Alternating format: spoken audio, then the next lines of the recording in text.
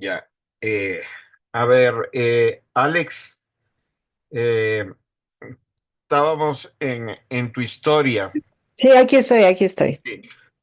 A ver, te decía que yo lo que veía es que en primer lugar eso, aclararse de quién es la historia principal, quién conduce la historia, ¿no?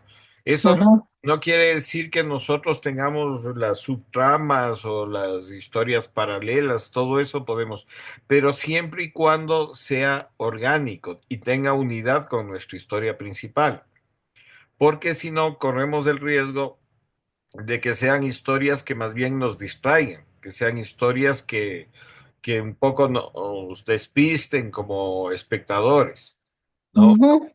Una historia es fuerte cuando la historia principal va arrastrando a las otras historias, ¿no? Y eso es lo importante. Y cuando te comento, cuando yo comencé a leer tu guión, y un Dime. poco con lo que tú me habías dicho, yo pensé que iba a haber de pronto algún affair, algún romance entre la investigadora y Roberto, Mm, ¿no? Entonces, de pronto vi que no, que eran como dos cosas separadas y un poco el único punto de unión de esas dos historias es cuando lo cogen preso, ¿no? ya, Y eso estaría bien si eso fuera el clímax de la historia, pero no es el clímax de la historia, el que lo cojan preso o que lo dejen libre. ok, Porque si hace falta eso, una mayor fuerza en qué es lo que quiere el personaje principal. O sea, tú lo que tienes ahí es una trama interesante de esto de que la mujer es la violenta y al tipo claro está, lo acusan, ¿no? O sea, el primer sospechoso es él. ujú, Pero no explotas más esa parte.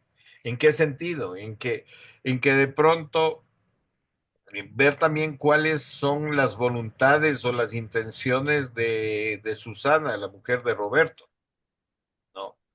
Yo lo que siento es que ahí sí te falta como fortalecer más, crecer, que ya, crezcan más los personajes, ¿no?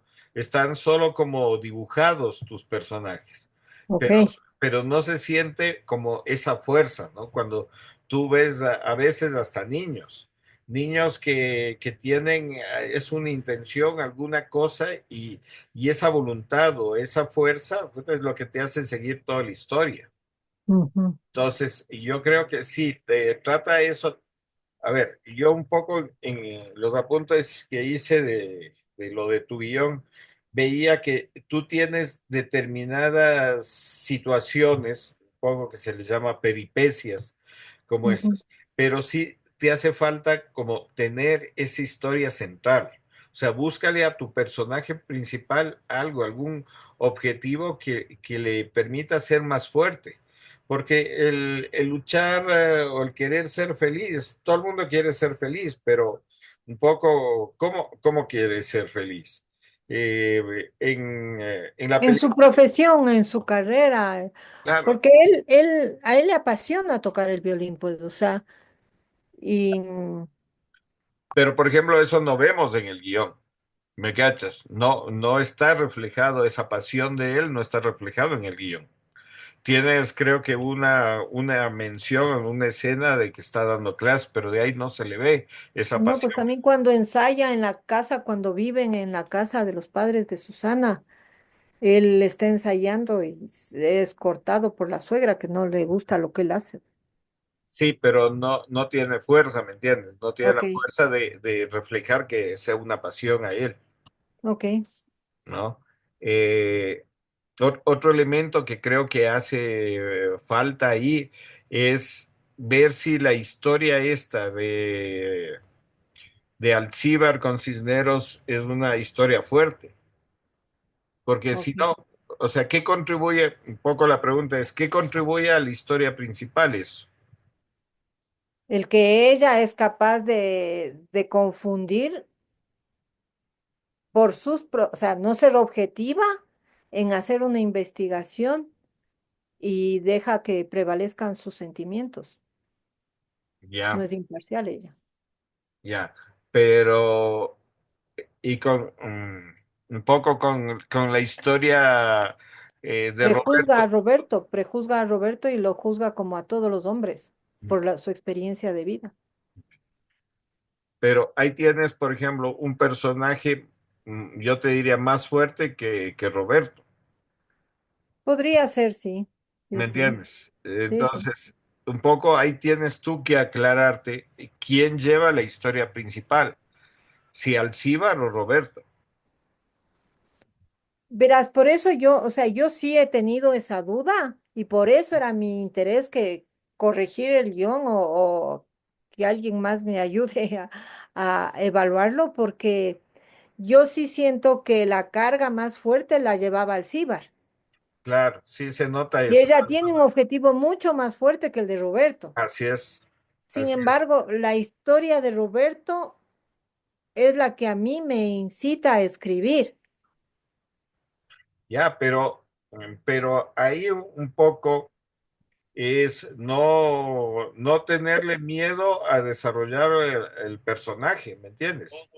Tienes que desarrollar el personaje, hacerle crecer al personaje, dar- Ya, o sea, darle como tú más mismo voluntad. Ya, como tú mismo habías dicho, sí pueden haber dos personajes principales. Me toca hacerle más fuerte a Roberto. Claro, pero también acuérdate de esto, de la unidad y de la organicidad. O sea, esas historias tienen que unirse no solo en, digamos, en una coyuntura como el que le coja preso. O sea, yo creo que sí deberías jugarte un poco más en desarrollar algo más con estos personajes. Que haya un poco más de interacción entre Roberto y Alcíbar. Claro, claro. Ok, ok. Inclusive ahí puedes crear conflictos, celos, que falta también ese desarrollo de la situación de pareja entre Roberto y Susana. Entonces puede haber que, no sé, por alguna cosa ya en la primera pelea sea un poco la policía esta la que va, la que actúa, ¿me entiendes? Y eso, aunque haya o no haya una relación entre ellos, crea una situación de celos, ¿me entiendes? O sea, juega más con eso, con las pasiones humanas. Ok, O sea, yo en esto sí hago de abogado del diablo. Está un poco light tu historia. O sea, tienes que hacerle ok. eso, más profunda, más que se vea esas pasiones, ¿no? Ya. Que es un poco lo que uno cuando ve algo le atrae las historias. Bien, sí, Mercy, ¿quieres decir algo, por favor? Sí, profe, compañera, no sé si es que eso está manejado así, pero al principio me daba la impresión de que el espectador tampoco sabía si es que Roberto fue en realidad el autor del asesinato y no sé si estás jugando con eso o De si a hecho, lo largo de la película se puede jugar precisamente con la idea de que el espectador, a pesar de saber la situación de violencia que vive, ponga en duda si él es inocente o no y se le dé, porque creo que se fuga la atención con los otros personajes, como quizá no está tan claro lo que hacen, se fuga la atención de precisamente, creo que ese es el conflicto, ¿no? Dar por hecho, asumir quién es el culpable porque está en un contexto tan, digamos, repetitivo. de hecho, Y el chiste es que no se dé cuenta el público si él es o no es el culpable. claro, entonces yo creo que se fuga con los otros conflictos que están hacia los otros personajes y entre los otros personajes, Ya. se fuga y por eso no queda tan claro eso, me parece.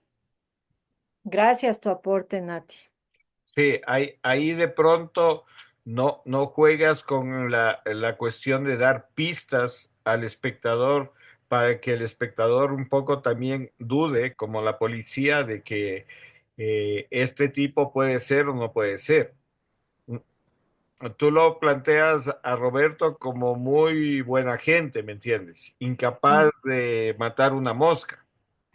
Entonces, no es muy creíble en eso. De pronto, sí te hace falta justamente en la construcción del personaje poner Falta malicia. eso, poner malicia o que de pronto tiene él también algunos exabruptos, ¿me entiendes? Algunas cosas, cosa que el espectador, tanto como la policía, les des pistas de que este puede ser o no puede ser, ¿me entiendes? Eso hace falta.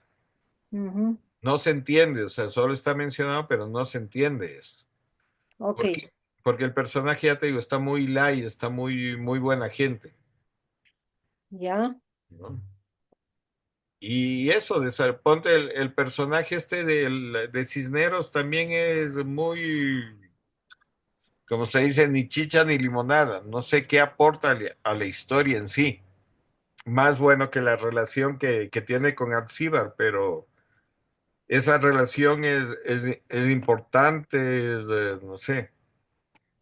Claro que sí, porque es en base a lo que ella vivió con Cisneros, que ella es capaz de prejuzgar y no ser imparcial en sus decisiones en investigación. Sí, pero eso puede ser también por otros prejuicios que pueda haber tenido ella, o sea, otras relaciones, ¿me entiendes? Pero digo, el personaje este ya de Cisneros, yo no le veo que juegue un papel como fundamental dentro de la historia. Esto mismo que dices que Alcíbar prejuzga por sus relaciones, puedes dar referencias de eso de otra gente, pero en tu historia, Cisneros es como un personaje también casi principal. O sea, es digamos, no es del protagonista, pero es un personaje casi principal. Es importante, sí. Sí. Entonces, por eso, o sea, yo te diría, o desarrollalo más, ¿no? O que juegue algún papel, no sé. A ver, eh, yo no siento que, por ejemplo, el Cisneros, además de estar coqueteando con Alcibar, cumpla un mayor papel. ¿Me Bueno, cachas? un poco le traiciona a ella al ser él por su cuenta quien se entrevista con la madre de Susana, ¿no? Sí, pero eso no es tan fuerte, digamos, dentro del conflicto de ellos. Ya, Me cachas, o sea, sí, sí. tiene que ser algo, a ver, repito, los conflictos, para que haya conflicto, tiene que ser como de la misma intensidad, ¿no? El ejemplo que ponía de un obrero, si es que se enfrenta al patrón, ¿hay conflicto? No, no, pues No hay no tiene conflicto por qué haber. porque no, pero el sindicato, el comité de empresas, o sea, la agrupación de todos los obreros, ahí sí hay un conflicto. Y de hecho, Ok, o sea, los conflictos que ocurren muchas veces con la patronal es cuando ya hay el sindicato, el comité de empresa que enfrenta ya un tema concreto. ¿No? ya, Entonces siempre tenemos que ver eso. Los conflictos tienen que ser de la misma intensidad para que haya conflicto y de intereses contrapuestos, ¿no? Los intereses de los personajes tienen que estar contrapuestos. Tú, por ejemplo, con lo de Susana y Roberto, cuando él viene del matrimonio, ella quiere ir a bailar, no, ¿no? no viene del matrimonio, viene del Viene, velorio. perdón, del velorio. No, Sí, no sé por qué relacioné matrimonio con velorio. Entonces, cuando viene el velorio, ella quiere hacer otra cosa, ¿me entiendes? así, Ahí sí hay una contraposición de ellos. Entonces, claro. eso tienes que buscar, o sea, buscar esas cosas que, como veíamos la otra vez, no van en creciendo, o sea, los conflictos, o sea, un texto que también creo que les pasé es un una crisis se soluciona con una crisis mayor, ¿sí? Para que haya una crisis no es que, por ejemplo, eh, quiere ella irse a bailar, él viene eso, pero la solución de ese conflicto tiene que desencadenar una crisis mayor. Y esa crisis mayor, la solución de esa en otra mayor, y así vamos construyendo la historia hasta que llega al clímax. El clímax justamente ya es una resolución catársica de los conflictos. Poco a Ya. eso hay que llegar en las historias. Ok, ok. Eso. ¿Alguien más quisiera opinar algo? ¿Quisiera aportar algo? No. Bueno, yo quiero igual enseñarles Gracias. listo. Quiero otro, déjenme ver, enseñarles otro texto. Si me deja abrir ya. Otro texto que tenía preparado también. Deben un segundito.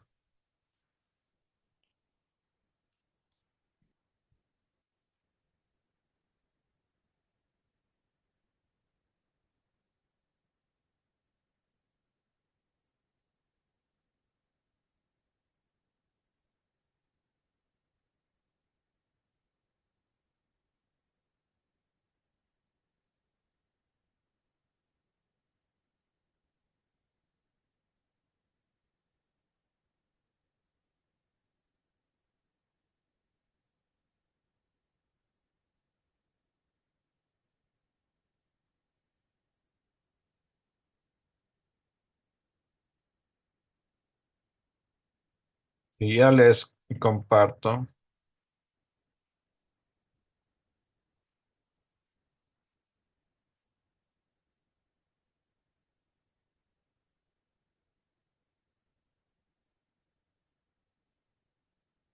Ya. Sí, sí ven ahí en la estructura dramática. Sí, Ya. Los elementos constituyentes de toda estructura dramática son necesariamente los siguientes. Uno, el conflicto. Dos, el entorno, que no debe ser confundido con el mero lugar de la acción. Tres, sujetos activos. Cuatro, las acciones físicas o trabajo específico propio del actor. Y finalmente, el texto tan solo en sentido condicionador de las acciones. Pasemos por turno ahora a la descripción de cada uno de los componentes. Los conflictos.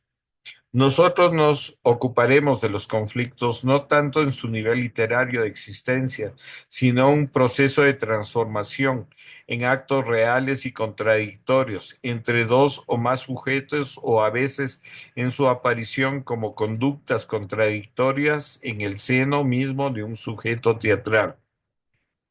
Coincidi- Coincidiremos ante esta consideración al conflicto como el choque o la colisión entre dos o más fuerzas, y no simplemente como una situación afligente o dolorosa.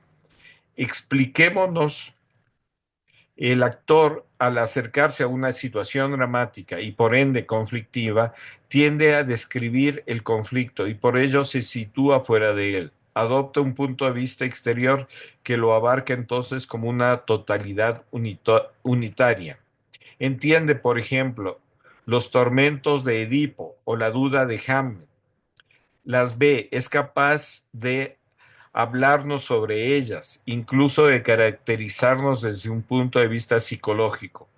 Y esos tormentos y dudas aparecen en verdad como situaciones dolorosas y lamentables. Pero este acercamiento, si bien puede ser exacto, deja sin resolver el problema técnico que se plantea el actor para la solución de su tarea específica en el escenario. ¿Cómo procederá el actor para atormentarse o para dudar? Ya Stanislavski hablaba de la imposibilidad que tiene para poner frente a sí los sentimientos como tareas, ya que aquellos tienen un origen involuntario. Y los conflictos generalmente cuando intentan ser descritos desde afuera, desde actitudes poco técnicas, tienden a parecernos como sentimientos. El enfoque técnico propio de la metodología que intentamos explicar sugiere que el actor los aborda tratando de visualizar cuáles son los dos o más elementos en pugna que se le aparece como tendencias opuestas a su accionar, como propuestas contradictorias para su trabajo específico. De este modo, el actor puede intentar asumirlas aunque se le presente como un quehacer contradictorio, y más bien justamente por eso, ya que es así como surge y se materializan los conflictos sobre la escena, en clara vinculación a la acción. Pero el actor, y considerando el problema desde el punto de vista técnico, nunca el conflicto se le aparece como una palabra que lo describe, sino como un objetivo a alcanzar, que entra en colisión con otro, por lo menos que se opone. Estos dos objetivos contradictorios pueden pertenecer a personajes diferentes que se enfrentan, o bien pueden manifestarse como tendencias dentro de una sola conducta. El deber y el honor con sus objetivos diferentes, por ejemplo, en cuyo cumplimiento el personaje aparece desgarrado. Esta visión técnica de los conflictos nos enfrenta de un modo dialéctico con el desdoblamiento de la unidad dramática, en este caso, en sus partes contradictorias, concebidas además como elevadamente movilizadores, justamente a causa de su contradicción. Este modo de abordar los conflictos como parte o objetos enfrentados o diversos en es el único que permite al actor traducir su pensamiento, su comprensión intelectual en praxis actoral, ya que de otro modo tiende a ver los conflictos como estados, y esto lo inducirá a tratar de sentir, de mostrarlo sentido, alejándose así de la vivencia, que es justamente lo que buscamos.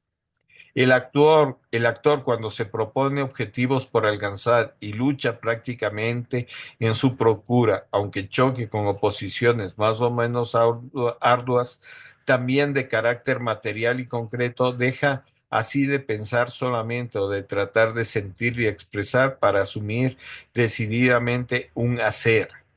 Además, el actor que al comenzar su trabajo no es todavía lógicamente su personaje, se aboca a la solución fáctica, aquí y ahora, en el entorno empírico que le plantea la escena, de tareas que aparecen siempre como puestas a otras, y va objetivamente así una conducta, no solo con sus aspectos formales y exteriores, sino sobre todo en sus contenidos psicológicos. El actor se ve obligado a asumir y a resolver los problemas que implica, y toma con ello una posición por lo menos homóloga a la del personaje.